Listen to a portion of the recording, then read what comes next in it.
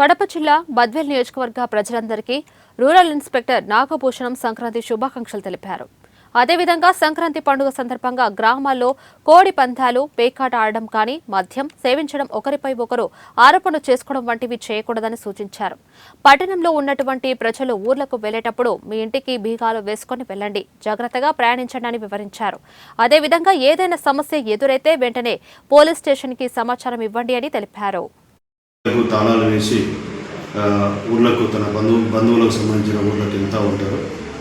ముందుగా వాళ్ళు వెళ్ళేటప్పుడు ఇంట్లో ఎటువంటి విలువైన బంగారు ఆభరణాలు కానీ పెద్ద మొత్తంలో క్యాష్ కానీ పెట్టకుండా వారి వెంట తీసుకొని పోవాలి.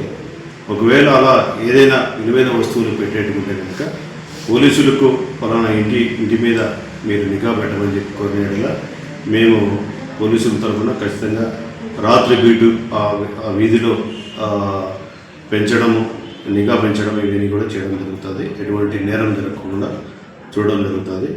దానికంటే వాళ్ళ ఇంట్లో ఎటువంటి విలువైన వస్తువులు కానీ, బంగారు వస్తువులు కానీ, డబ్బు కానీ పెట్టుకోకుండా తీసుకొని వాళ్ళంటే తీసుకొని పోతే మంచిది. అలాగే పల్లెల్లో ముఖ్యంగా ఈ సంక్రాంతి 3 రోజులు కాబట్టి భోగి, సంక్రాంతి, మకర సంక్రాంతి, ఈ 3 రోజులు ఈ పల్లెల్లో కోడి పందాలు, అంటే సంక్రాంతి అంటే కోడి పందాలు